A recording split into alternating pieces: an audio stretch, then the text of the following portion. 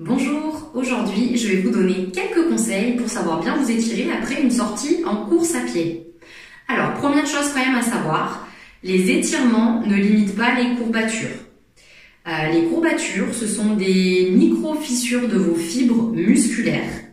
Et donc, en aucun cas, le fait d'étirer après un exercice physique ne va limiter vos potentielles courbatures. Mais, après la course à pied, qui est un sport impactant pour les articulations, il y a quand même quelques étirements qui sont conseillés de faire, notamment pour votre dos.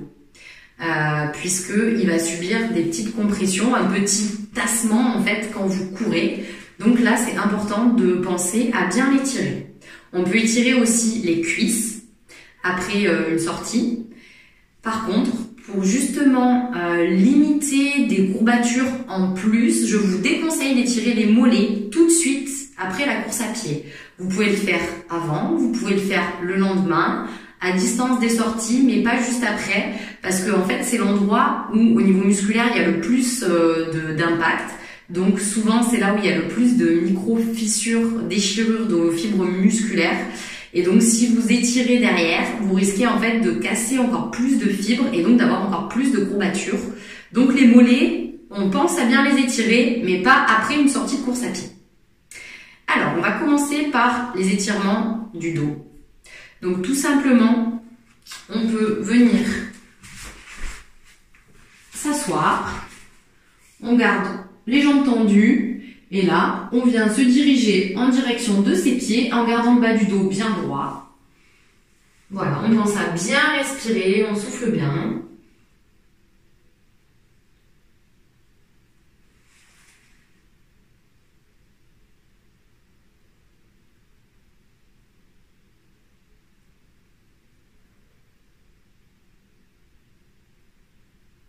On peut venir étirer déjà le dos comme ça. Après, on va pouvoir l'étirer en passant en position allongée. Là, vous venez amener vos jambes sur le côté et vous écartez vos bras. Vous tournez la tête de l'autre côté. Et sur ce mouvement, vous devez sentir un étirement au niveau de vos lombaires. Alors bien sûr, vous le faites d'un côté puis de l'autre, en pensant toujours à bien respirer. Les étirements, vous les faites sur 20-30 secondes, vous pouvez les faire 2-3 fois chacun. Une fois que vous avez fait ça, on a un autre muscle important à venir étirer après la course à pied, qui est le muscle psoas. Alors, pour l'étirer, on va venir se mettre avec un genou au sol et l'autre à 90. Donc là, quand on est dans cette position, on est en position pour étirer le psoas droit. Là, on vient amener le bassin vers l'avant. On se grandit. Toujours pareil, on respire bien. Et pour amener un peu plus de précision sur cet étirement, on vient tendre les bras et on se tourne légèrement de l'autre côté. Donc pareil, hein, on pense à faire un côté, puis l'autre côté.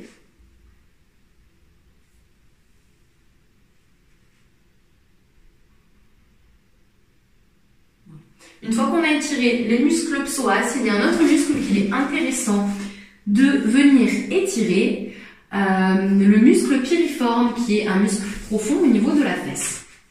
Alors pour ce faire, on peut le faire comme ça. Donc si on veut étirer le droit, on vient plier la jambe. Quand on est dans cette position, on amène le genou en direction de l'épaule opposée. On vient attraper avec la main gauche le talon. Et là, on amène une rotation de la jambe. Donc toujours pareil, on maintient cette position, on respire tranquillement, 20-30 secondes. Le temps de sentir vraiment qu'il y a un relâchement au niveau musculaire. Donc on va faire toujours pareil, les deux côtés.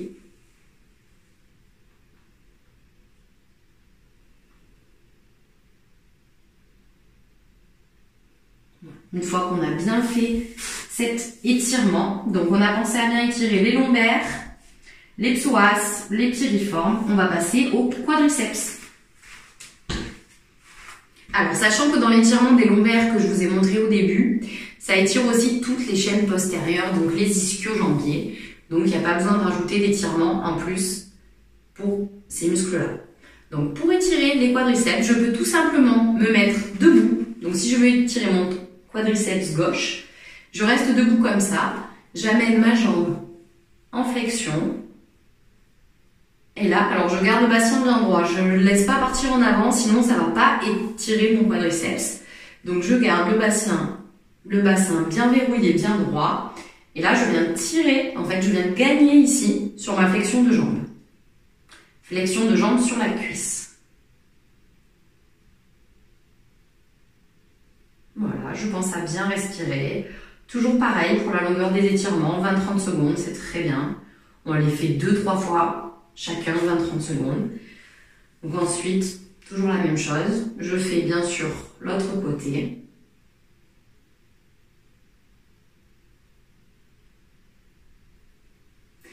Et si je veux vraiment être complet, je peux aussi étirer les dorsales.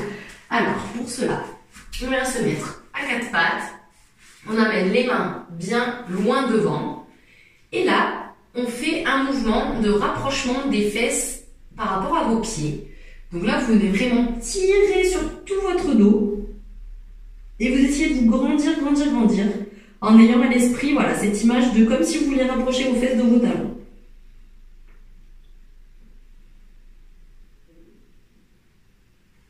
Voilà, pareil, vous respirez bien. Voilà. Une fois que vous avez effectué tous ces exercices d'étirement, c'est très bien après la sortie de course à pied. Normalement, il y a beaucoup moins d'impact après articulaire, donc c'est très bien. Voilà, j'espère que ces petits conseils vous seront utiles. Merci à tous.